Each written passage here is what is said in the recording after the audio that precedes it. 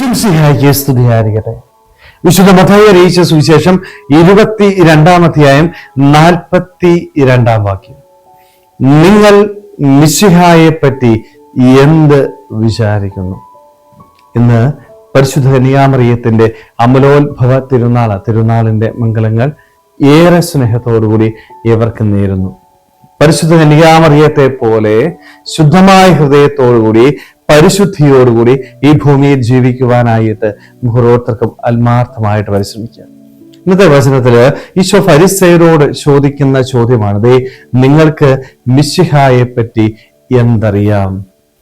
ഈ ഒരു ചോദ്യം എന്തിനാണ് ഈശോ ചോദിക്കുന്നത്? കാരണം മിശിഹായെ പറ്റി അറിഞ്ഞാൽ മാത്രമേ മിശിഹായെ സ്നേഹിക്കാനായിട്ട് പറ്റത്തുള്ളൂ. മിശിഹ ആരാണ് എന്ന് കൃത്യമായിട്ട് മനസ്സിലാക്കുമ്പോൾ ത്യാഗമേറ്റെടുത്ത് ഈശോയെ സ്നേഹിക്കാനായിട്ട് സാധിക്കുക. സ്നേഹമുള്ളവരെ, ഈ ഒരു ചോദ്യം ഒരുപക്ഷെ നമ്മൾ ആയിരിക്കുന്ന ഈ ലോകത്തിൽ നമ്മോടും ഈശോ വ്യക്തിപരമായിട്ട് ചോദിക്കുന്നുണ്ട്. നിനക്ക് മിശിഹായ ആരാ? മിശിഹായെ പറ്റി നിങ്ങൾ എന്താ വിചാരിക്കുന്നത്? എന്താണ് നിങ്ങൾക്ക് അറിയാവുന്നത്? നമുക്ക് കൊടുക്കാനായിട്ട് എന്ത് ഉത്തരവുള്ളത്?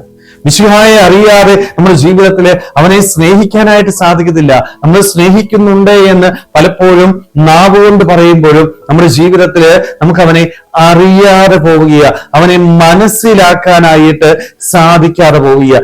എങ്ങനെയാണ് എൻ്റെ ഈശോയെ എനിക്ക് മനസ്സിലാക്കാനായിട്ട് സാധിക്കുന്നത്? ഒന്ന്, വിശുദ്ധ ഗ്രന്ഥം വായിക്കാനായിട്ട് എനിക്ക് സാധിക്കണം. വിശുദ്ധ ഗ്രന്ഥം വായിച്ച് അവനെ മനസ്സിലാക്കാനായിട്ട് സാധിക്കണം. ദൈവത്തെ കുറിച്ച് കൃത്യമായിട്ട് വിശുദ്ധ ഗ്രന്ഥം എന്നെ പഠിപ്പിക്കുന്നുണ്ട്. മനസ്സിരുത്തി ആത്മാർത്ഥമായിട്ട് തമ്പുരാന്റെ വചനം വായിക്കാനായിട്ട് സാധിക്കണം. ആ വചനത്തിലൂടെ നിന്റെ ദൈവം കൃത്യമായിട്ട് നിനക്ക് പറഞ്ഞു തരും. സ്നേഹമുള്ളവരെ, രണ്ടാമത്തെ മാർഗം എന്ന് പറയുന്നത് എന്താണ്? ശാന്തമായിട്ടിരിക്കണം. ദൈവസന്നിധിയില് ശാന്തമായിട്ടിരുന്ന് അവനെ കേൾക്കാൻ തയ്യാറാവണം. എന്റെ ദൈവം എന്നോട് സംസാരിക്കാനായിട്ട് ആഗ്രഹിക്കുന്നുണ്ട്. പക്ഷെ പലപ്പോഴും ഞാൻ എന്താ ചെയ്യുന്നത്? എനിക്ക് സമയമില്ല, എനിക്ക് തിരക്കാണ്. എന്റെ തിരക്കുകൾക്കിടയില് ദൈവത്തിന്റെ സന്നിധിയില് ശാന്തമായിട്ടിരുന്ന് അവനെ കേൾക്കുവാനായിട്ട് എനിക്ക് സാധിക്കുന്നില്ല. നമ്മുടെയൊക്കെ ജീവിതത്തിന്റെ പരാജയം അതാ.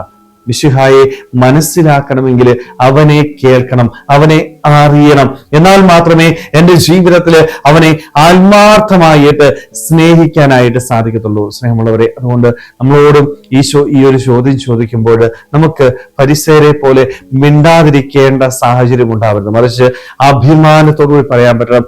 ഈശോയെ കുറിച്ച് വ്യക്തമായിട്ട് മനസ്സിലാക്കി പറയാൻ സാധിക്കും. അതുകൊണ്ട് നമുക്കും ദൈവസന്നിധിയിൽ ശാന്തമായിട്ടിരുന്ന് അവനെ കേൾക്കുവാനായിട്ട്, വിശുദ്ധ ഗ്രന്ഥം വായിച്ച് അവനെ മനസ്സിലാക്കി അവനെ ആത്മാർത്ഥമായിട്ട് സ്നേഹിക്കുവാനായിട്ട്, അവന് വേണ്ടി ത്യാഗം ജീവിതത്തിൽ ഏറ്റെടുക്കുവാനായിട്ട് നമുക്ക് ഓരോരുത്തർക്കും ആത്മാർത്ഥമായിട്ട് ആഗ്രഹിക്കാൻ ശ്രമിക്കാം.